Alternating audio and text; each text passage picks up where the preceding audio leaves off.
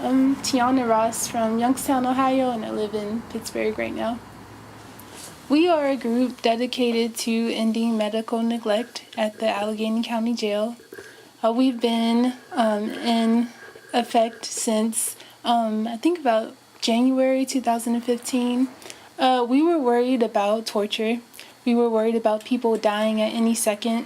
When we knew that Horizon Health was, as we say, we don't like to cloud any language. So when we knew that people were experiencing severe neglect, we were worried that every day that we got a call about someone being hurt, that they would end up dead in the next few days. That was our largest concern. And when Julia Johnson was our campaign manager, she worked tirelessly to make sure that that was at the forefront of our campaign. Horizon is not the only problem here. It was not just Horizon that killed, that murdered Frank, and too many others. In the short year and a half that they have been under contract with our county, it's not just Horizon. Who signed the contract for Horizon to be brought into the Allegheny County Jail? Who voted on that? Who saw their problematic history, the lawsuits already being filed against them in other states, and said, yes, we want some of that right here in Pittsburgh, in Allegheny County? My company makes businesses more energy efficient and cuts costs. That's one way to save. And here's another. As County Council President, I save millions by streamlining services like 911. As County Executive, I'll fight the court's reassessment scheme. Post county spending online so you can keep an eye on your money. And diversify our economy to save and create jobs. That's my savings plan.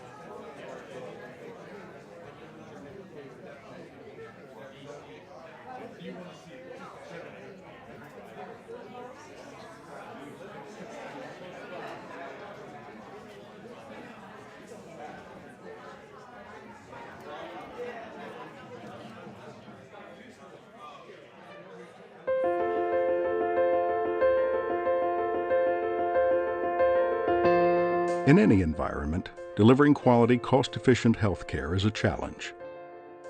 Delivering it in a correctional setting is far more complex. Horizon understands the importance of a careful balance between resources and resourcefulness, between care and carefulness, between the lowest costs and maintaining the highest quality.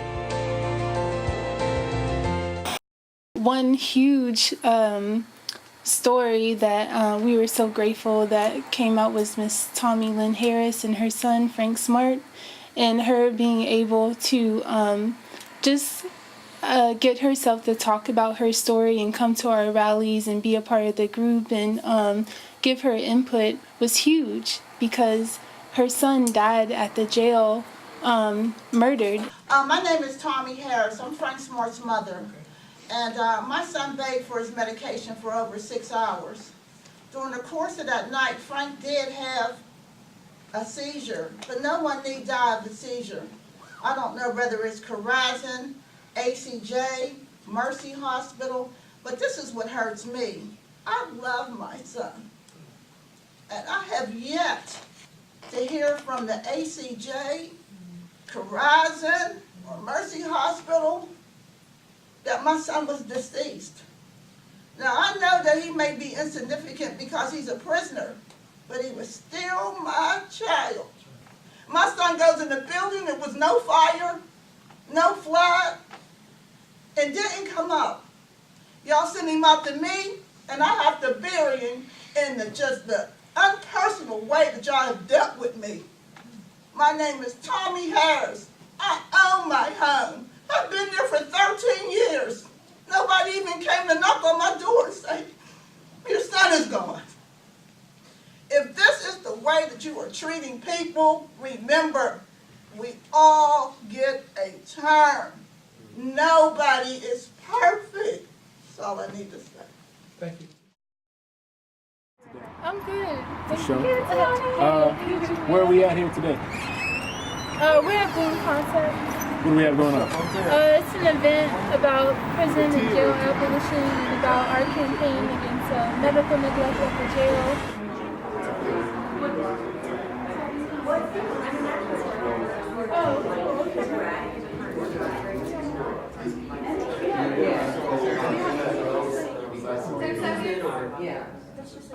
The way the prison system is now, I don't feel confident in it, of course, and also not safe because there is, it's very hard to get guards, wardens held accountable for their actions, for whole prison systems, for neglect and abuse and torture.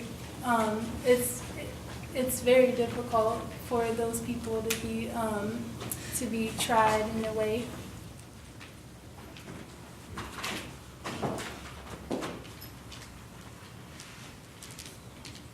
Yeah, so for me, safety looks like community consequences, which I know there's a lot of different levels of like aggression or, criminality. So for the most part, I feel like a lot of them could be addressed with community response. And I think there'd be more safety if we could get rid of more of the laws and policies and citations and all of that stuff that just not only has like a psychological impact on people that start identifying as criminals or whatever below the law, but then also it has like a tangible impact on their ability to contribute to the communities, and then everything just goes downhill. We already have a definition of prison and jail abolition. It is, in a simple sense, getting rid of the prison and jail and its walls. Abolition means adequate quality health care for people who need it. It's laws that don't make criminals, that don't just address the symptoms, but address root causes like poverty and systematic racism. And it's a system like that. So instead of what we have now that is killing people and not making anyone safe, even people who are offending, it's caring for the whole community, as we've said. Yeah, so just like thinking about like the seriousness of this work, it really frustrates me to hear whenever people like laugh and mock prison abolition and stuff. It really like gets me emotional and upset because I feel like we have the solutions already and we know what they are, talking about getting help for people who have mental health problems, people who have drug addiction problems, people who have, are stuck in a cycle of violence, who have, been violently like harmed in their lives, and then they put that harm out back into the community.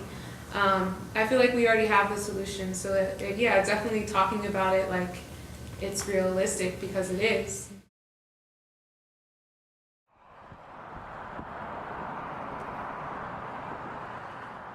My son is currently held at the Allegheny County Jail. My son suffers from sickle cell disease. He has SS disease. To get Denzel's 9 different medications that he takes daily has been a struggle from day one. We got an attorney, of course, for Denzel. They, in turn, got in touch with all of his medical professionals, his medical team over at Children's Hospital, got the documentation that was needed to show that he has been taking these medications and for how long. It was not, or it appeared not to be, a priority for them. But for his parents, for my husband and myself, it's been a fight and it's been a struggle every day. When he had 2 seizures inside of a cell and they tried to hose my son down with cold water, I knew we were going to have some issues. First of all, since day one, my son could not have cold water. His hands, preschool, he could never wash his hands under cold water. He goes into crisis. Cold water makes your blood clot, and I guess he hadn't been out of the cell for a few days. He probably went to the bath. Like, everything that he went through getting sick, and they're trying to pull him out of the cell, but he couldn't put any pressure on his legs. So if you not understand the course of his illness, maybe you would have thought that he was just being stubborn and just trying to do something for not coming out. Whatever the reason was, he had 2 seizures before they got him out of there and realized that he needed medical attention. And he could have died in a cell by himself. It's real. Before being in the ACJ, I saw a doctor about once a month. I took meds once a day.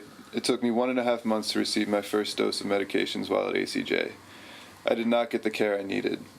The COs were not helpful, my needs were not met, and it took about a month before I could go to the clinic.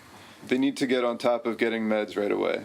It's not safe to just stop taking meds. They really just don't care. As for the mental health care, for me, it was non-existent as I needed. I was told to wait 3 months. Then I had been seen, which I eventually was, but not by a psychiatrist or even a mental health professional. Only a sick call nurse who didn't take time to talk or even ask any real questions, other than to ask what I took while on the street. Then to tell me it was too expensive. I was not even given an alternative, and I know from my experience it's not healthy, safe, or smart to simply just to stop psych. Currently incarcerated, he has diabetes, high blood pressure. He saw the doctor every few months before going to the ACJ. He took a lot of diabetes meds, took medication once a day.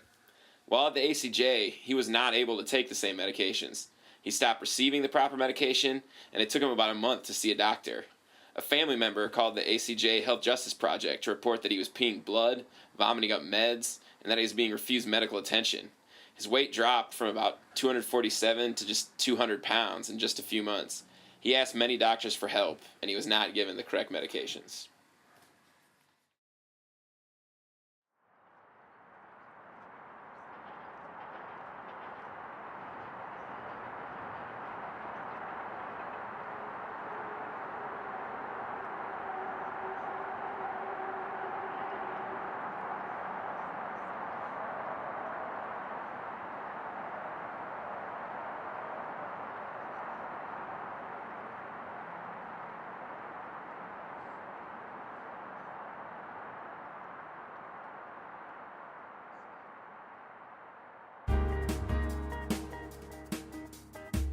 It's Central Pittsburgh. I'm Paul Guggenheimer, and we are talking about the situation at the Allegheny County Jail. In 2014, the inmate mortality rate doubled the national average for jails nationwide, and 4 inmates have died at the Allegheny County Jail this year. In 2014, it was at least half a dozen. And Julia Johnson, do you have concerns knowing that Horizon Health will be overseeing things at the jail for another 2 months or more? Yes, we are still getting reports from people incarcerated at the jail that they are not receiving the medical attention that they need. So our position at the Allegheny County Jail Health Justice Project is that Horizon's contract should be terminated immediately and interim care should be provided by the county. Now, that is something that is possible. You can hire an interim medical director.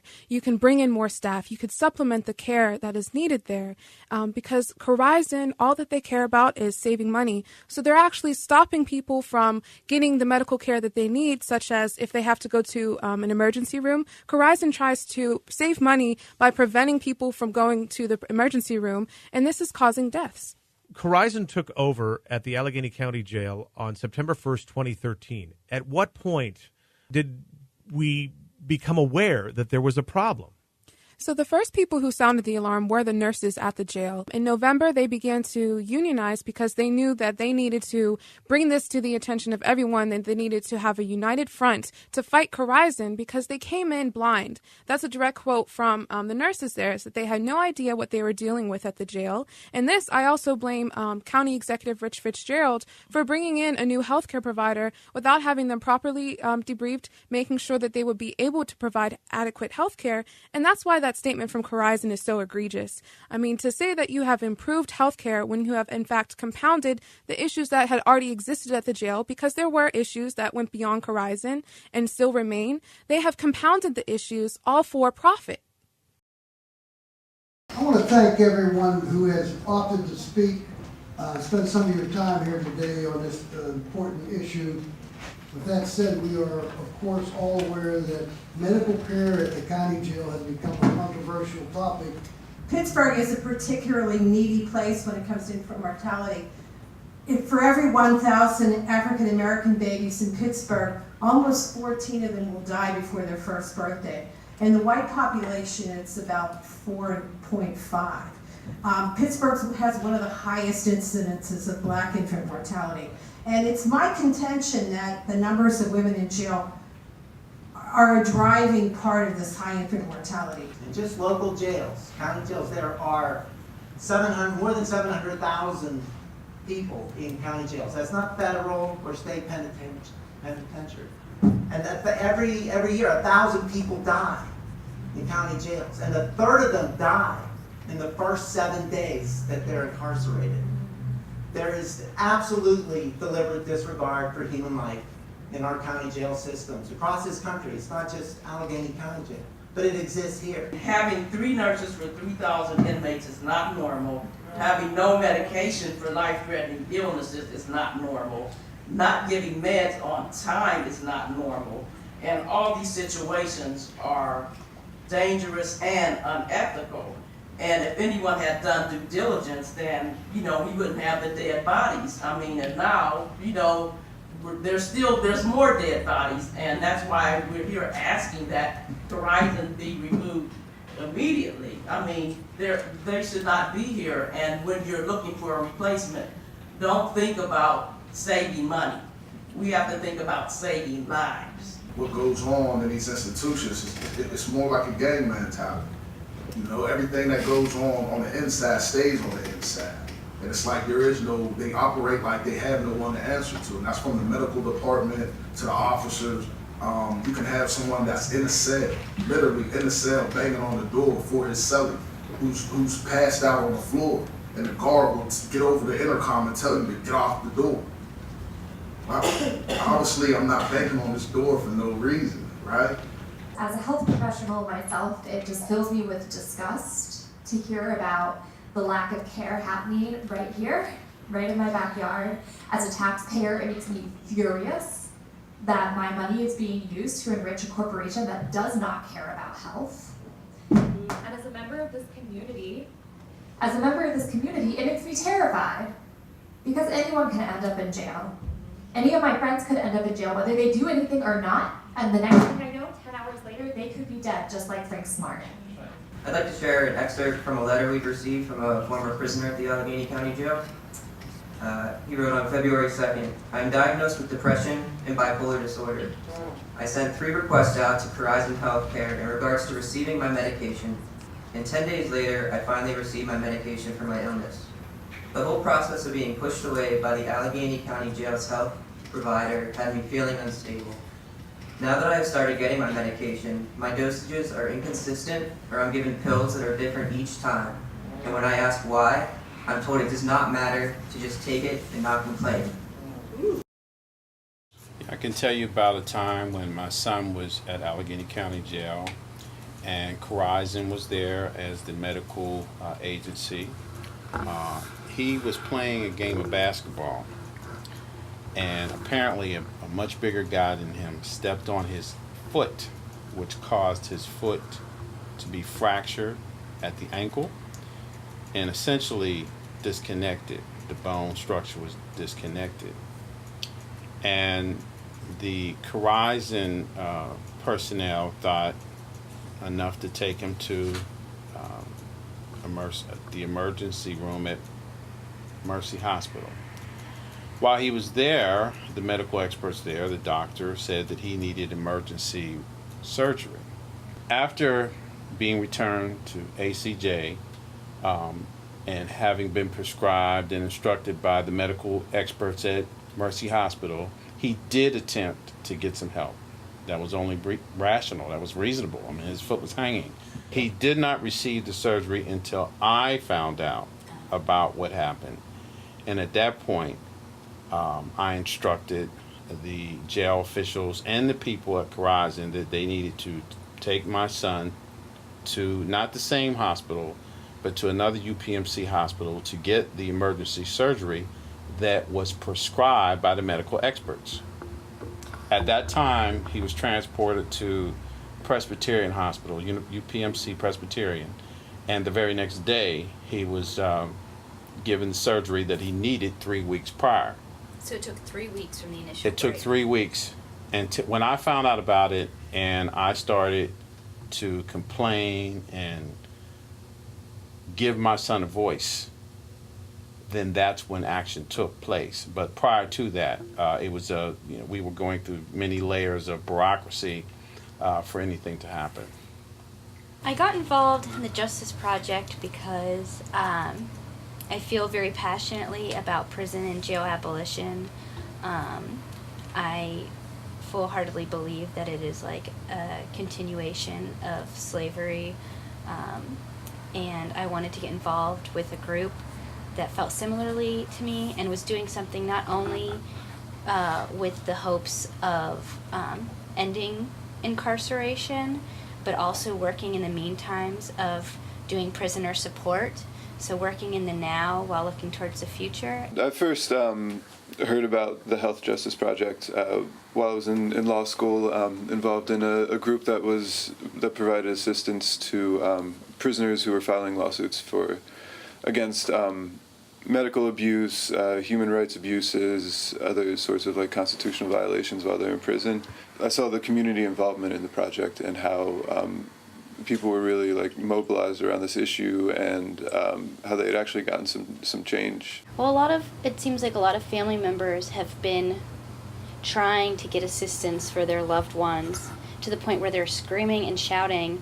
And the thing that has been really helpful is getting community support, having people do phoning campaigns, calling Fitzgerald office, calling Orlando Harper, and just kind of getting a mass amount of people to say, hey, we know this person is ill, and we insist that you get them treatment. And that has been successful. That has actually helped people get the services that they need, but it took, a family member having to advocate on behalf of their loved one's humanity, in addition to getting community members to kind of, scream and shout with them and make their phone calls and things like that. So as far as, which to me says that it seems almost impossible for people who are actually inside the jail to even advocate for themselves. It takes someone on the outside, and then that's the support system of that person on the outside to get anything done, which is absurd. I see prisons and jails as basically a form of punishment that is not helpful to people and actually causes a lot more harm in communities. It's sort of long been established by a lot of scholars that jails and prisons are not where we put people who are dangerous. They're where we put people we don't like and we don't know what else to do with. We see this with pretty much every social problem we have. Incarceration is the only option we have, right? We have a major mental health crisis in this country, and that's why a common phrase is that jails are the new mental asylums, right? That there's nowhere else to put people with severe mental illnesses because we're unwilling as a society to fund those things, so we cram them into our jails and prisons. And so abolishing Allegheny County Jail, moving away from these kind of things, moving away from criminalization as the way to treat every social problem, would not increase any danger to society, but would in fact most likely decrease a significant other number of dangers our society faces. People who go into jails, when they come out, they have significantly worse outcomes in terms of health, in terms of future employment, in terms of future education, in terms of all of these other things that create significantly more social problems. So all we're doing with our overcrowded jail and prison systems is actually creating significantly more danger for society through an institution whose theoretical sole purpose is to prevent dangers to society. It makes me very angry that our taxes are dehumanizing people in jail. It makes me angry that people, all they really care about is their money and their taxes and not their fellow human beings. It makes me very angry that people don't care to do something about it, whether it's for their taxes or it's for the mistreatment of other people. What do you think should be done in order to end the neglect and abuse of inmates at Allegheny County Jail? Shut it down.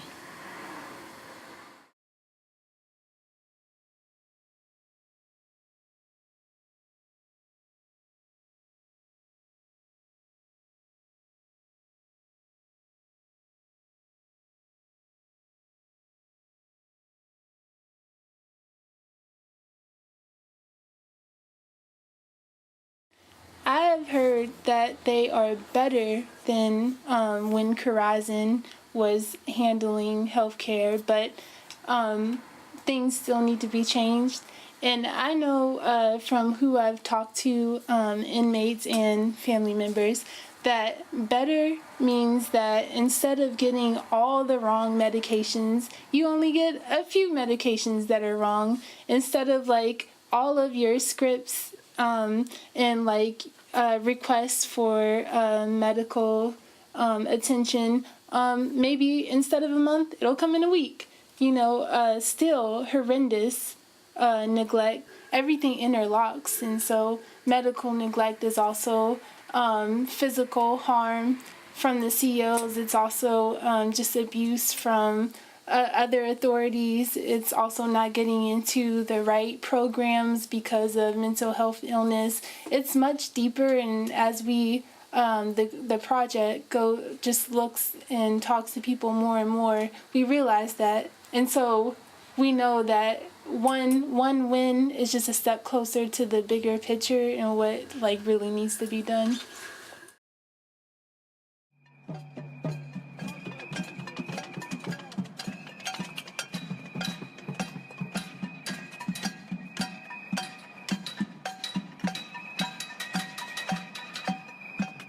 I'm here to let people know that these are our loved ones down there, and we care about them, and they need help. And if they need medical attention, they should get medical attention, and someone should be held accountable, opposed to everyone just pushing the envelope to the next person. To me, it involves building a different community, a healthy one, in order for the jail to be closed. That's no easy feat, of course, but I don't see, like, in the long road, keeping the jail and also people still being able to live and thrive after being in the jail. It just doesn't make sense. It doesn't add up.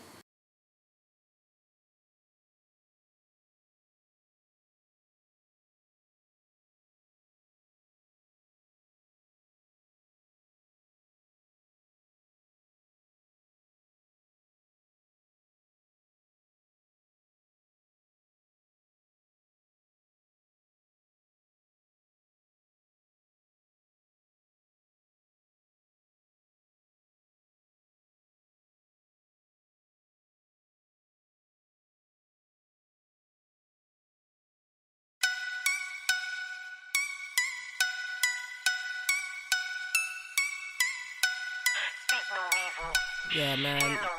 These politicians is out of line, man.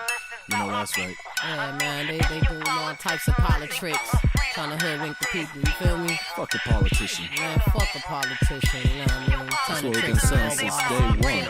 Out of line, man. Fuck for politicians. Walk in the room, no introduction. Black rap, stay interrupted. Especially politic corruption, attractive, radical seduction. The fact is, I come and bustin', loving nothing but dustin' these races off of the map. And when Matulu come home, I pledge allegiance and just offer them that. Allah speaking, I'm CCing and then forwarding that into your memory. And saying, go for looking forward and back. That's saying, go for looking forward and back. I don't speak evil, yet my ancestors different. Fire popping, but my comrades is crippin'. When I was copping, even bloods would sit and listen. Look me in my eyes and say, sis, what's your mission? Surely I reply, liberation, and I'm so ambitious. Years later in the cell with my thinking no different. Writing my senses.